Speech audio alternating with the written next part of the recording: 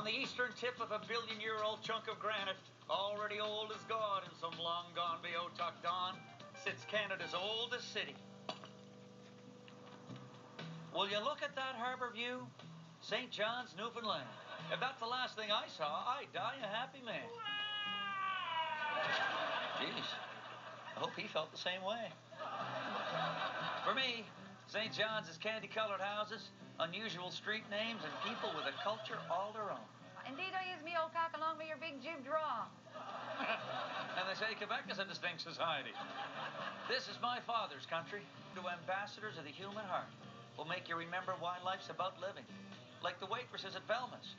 Oh, yeah, it's all, yes, my love, yes, my honey, yes, my little baked apple which grows in the bogs of the barrens north of town. Management at Velma's asked us to stop saying it because they thought we were hitting on American Forest, in which we were. You gotta give her points for honesty. How folks here stay so friendly, though, is a mystery to me. My ducky, my dear.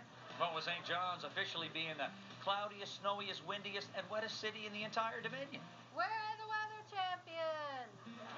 Yeah, well, that's one way to spin it. All those dark and stormy days, though, could explain why the people of St. John's never deny themselves fun. Party Central is George Street, and apparently it's got the most pubs and bars per square foot of any street in North America. Geez, that can't be true, is it? We're not 100% sure. Everybody's too drunk to count. The pubs are packed so close together, you can fall off a stool at one bar at 2 a.m. and land in the other one before last call. Is this your first time? Tradition dictates, though, that first-time visitors get screeched in. Is your Newfie Screecher? Meaning they have to do a shot of Newfoundland's special rum and kiss the cod. Yeah, give him a kiss. Oh, my God. Oh. But the locals of a secret newcomers aren't privy to. No Newfoundlander in their right mind would actually kiss a fish. That's something we make the mainlanders do.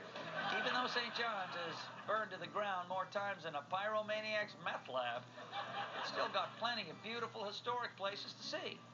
You know, an impressive 97% of all tourists visit Cabot Tower at Signal Hill, National Historic Site of Canada.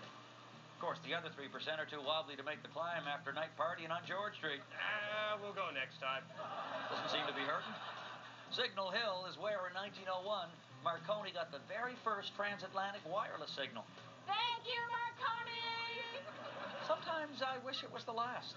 Don't be getting cheeky, but... For me, her top draw will always be the tender-hearted, tough when they need to be folks who live in her rocky shores. How you doing? I'll never forget the words of a St. John's cab driver.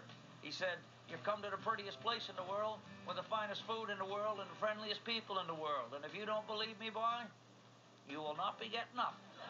I couldn't have said it better myself. How can you not love this place? St. John's.